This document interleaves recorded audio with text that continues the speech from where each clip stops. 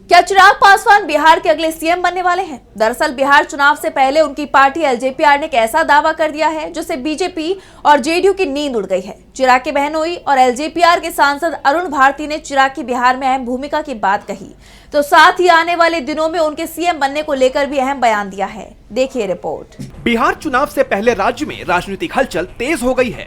NDA में seat बंटवारे को लेकर चल रही चर्चाओं के बीच एलजेपीआर ने एक बड़ा बयान देकर सियासी गलियारों में हलचल मचा दी है।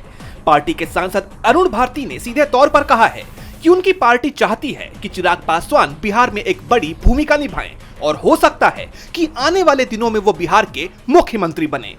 भारती का ये बयान ऐसे वक्त पर आया है जब एनडीए के अंदर सीट बंटवारे को लेकर खींचतान चल रही है।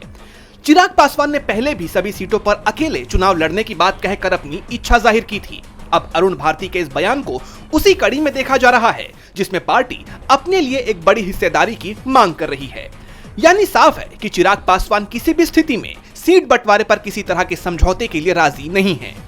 पिछले विधानसभा चुनाव में भी उन्होंने एनडीए से अलग होकर चुनाव लड़ा था, जिसके चलते जेडीयू को बड़ा नुकसान उठाना पड़ा था। अब जब अरुण भारती ने यह कहकर राजनीतिक संभावनाओं के दरवाजे खोल दिए हैं कि जिसे जनता का आशीर्वाद मिलेगा वही बिहार की सत्ता पर बैठेगा, तो यह सवाल उठना लाजमी है कि अगर सीट बंटवारे पर चिराग पासवान संतुष्ट नहीं होते हैं तो क्या वो वाकई कोई बड़ा कदम उठा सकते हैं।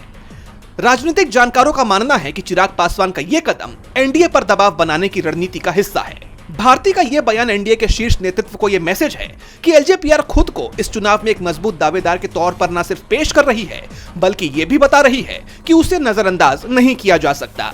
ऐसे में आने वाले दिनों में एनडीए के लिए बिहार में सीट बंटवारा एक बड़ी चुनौती साबित हो सकता है। डीबी लाइव की रिपोर्ट।